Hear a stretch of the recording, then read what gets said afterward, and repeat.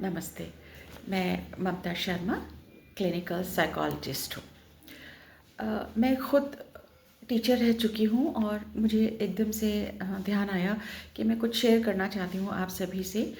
वो ये है कि हम एज़ अ टीचर जब अपनी क्लासरूम में जाते हैं या बच्चों से इंटरैक्ट करते हैं तो हमें हमारी टोन के ऊपर बहुत ज़्यादा काम करना पड़ता है और ध्यान रखना पड़ता है। हमारी इसी टोन की वजह से, हमारी इसी बात करने के तरीके से बच्चों का भविष्य बन भी जाता है और कुछ बच्चों का भविष्य टूट भी जाता है। तो हम सभी टीचर्स को ये ख्याल रखना चाहिए कि हमारी टोन कैसी होनी चाहिए। हमारी टोन हमेशा काम हो लेकिन कॉन्फिडेंट भी हो, रिस्पेक्टफुल हो बट डोमिनेटिंग नहीं होनी चाहिए, एनकरेजिंग हो लेकिन थ्रेटनिंग नहीं होनी चाहिए, प्लस काम हो और फ्रेंडली हो।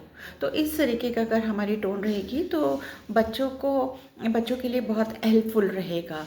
कमज़ोर बच्चों के लिए भी, हालांकि कोई बच्चा कमज़ोर नहीं होता है, ये तो हम ऐसा बोल देते हैं, लेकिन हमें ये बोलना भी नहीं चाहिए। सारे बच्चे बराबर होते हैं, लेकिन किसी की कैपेसिटी अच्छी होती है समझने की, किसी की थोड़ी देर से होती है, मगर सारे बच्चे समझते ज़रूर हैं।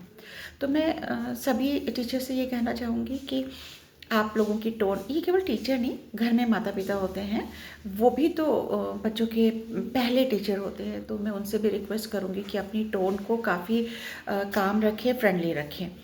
अब देखिए कि बच्चों से जब हम बात करते हैं, हम उनको केवल पढ़ाते थोड़ी ना हैं, हम उनके मन को शेप भी देते हैं। आपने कभी सुना होगा, कुछ बच्चे ऐसे होते हैं जिनको फर्स्ट सेकंड में पढ़ाया होता है और जब वो कॉलेज में चले जाते हैं या नौकरी पे चले जाते हैं तो वो ज़रूर हम लोगों को याद करते हैं, या कभी वो टकरा जाते हैं तो वो हमें कभी भूलते नहीं हैं, क्योंकि उनको हमारे शब्द नहीं, हमारी टोन उनको हमेशा याद रहते हैं। शब्द तो भूल जाते हैं, लेकिन उनको ये पता है कि हमारी मैम ने, जब हम प्रॉब्लम में थे, उन्होंने कितने अच्छे से हमें समझाया था या बताया था। तो इसलिए मैं सभी टीचर से ये चाहूँगी कि अपनी टोन को, चाहे घर में पेरेंट्स हों, उनकी टोन को हमेशा काम रखें, रिस्पेक्टफुल रखें, एनकरेजिंग रखें और फर्म रखें। तो मेरे ख़्याल से कि बच्चों को कभी स्ट्रेस नहीं होगा, उनको कभी घबराहट नहीं होगी, वो आपसे आगे से बढ़ कर के काफ़ी अच्छे से सवाल पूछ भी सकेंगे, आप उनको समझा भी सकेंगे और वो आपकी बात को अच्छे से समझ सकेंगे।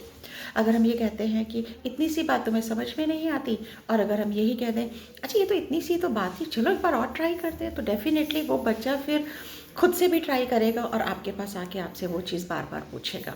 अगर हम ये कह दें इतनी सी बात है, तुम्हें समझ में नहीं आता, तुम नहीं पढ़ सकते हो, तो बच्चा उस समय वो पढ़ाई नहीं छोड़ता है, वो अपने आप को छोड़ देता है, क्योंकि वो ये फील कर लेता है कि शायद मैं कुछ कर ही नहीं पाऊँगा।